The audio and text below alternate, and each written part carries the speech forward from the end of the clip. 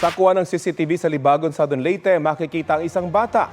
Bigla siyang tumawid habang may paparating na SUV. Walang pedestrian lane sa bahaging yan ng barangay Magkasag. Nakaiwas ang SUV kaya hindi nito nabundol ang bata. Ang bata naman, nadapa matapos magulat sa parating na sasakyan. Nagtamo siya ng galos. Samantala, inalala ng Kamara ang dati nitong House Speaker na si Jose De Venecia Jr. Nag-alay ng dasal ang mga kongresista para kay De Venecia. Kabilang sa mga nagsalita sina House Speaker Bogie D., Pampanga Representative Gloria Macapagal Arroyo na nooy Pangulo nang maging House Speaker si De Venecia. Gayon din si dating Senate President Manny Villar na counterpart ni De Venecia sa Senado noong 13th Congress. Ayon sa pamilya De Venecia, nakatakdang ilibing ang dating House Speaker sa Miyerkules, February 18. Aprobado na ng Department of Education ang 5 araw na wellness leave sa mga empleyado nito. Kasama sa kautusan ng mga teaching, related teaching at non-teaching personnel ng kagawaran. Pwede mag-file ng hanggang 3 araw na magkakasunod na wellness leave o pa isa-isang araw hanggang sa maubos ang 5 araw. Hiwalay na wellness leave sa iba pang leave.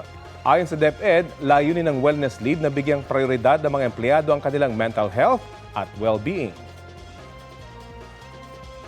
Publicity stunt ang tawag ni Senate President Tito Soto sa petisyong inihain sa Korte Suprema para isight siya ng indirect contempt. Ang kanyang tinutukoy ay ang inihain na petisyon ng ilang abogado at individual dahil sa mga pahayag ni Soto sa desisyon ng Korte Suprema kaugnay sa Articles of Impeachment laban kay Vice President Sara Duterte noong 2025. Sabi ni Soto, hindi batayan ang pagsasabi ng hindi pagsang-ayon sa desisyon ng Korte para makontempt ang isang tao. Dapat daw alam ito ni Attorney Ferdinand Topacio na isa sa mga naghain ng petisyon dahil matagal na anyang may record si Topacio na hindi sumasang-ayon sa court decisions kapag hindi ito pabor sa kanyang kliyente. Sasagutin daw ni Soto ang petisyon kapag iniutos na ito ng korte. Wala pang komento si Topacio sa pahayag ng senador.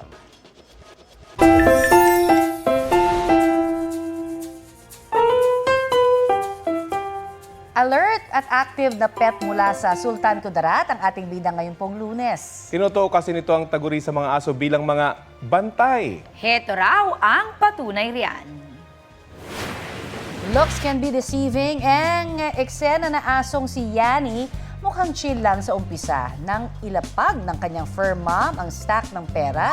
Si cutie! Mode activated agad ang alaga. Pati si Fur Lolo na kunwaring kukuha, abay hindi umubra sa pambabakod at titig ng aso. Para kay Fur Mom Janine, God gave me you at protective talaga si Yanni sa kanyang mga gamit. Ang video, mahigit 2 million na ang views. Aba, si cutie, ikaw ay trending! Safety deposit doon. Ang galing. Ang ganda. Okay. Thank you. Yan ang dapat sinabi ng may-ari. Pagkabantay sa pera.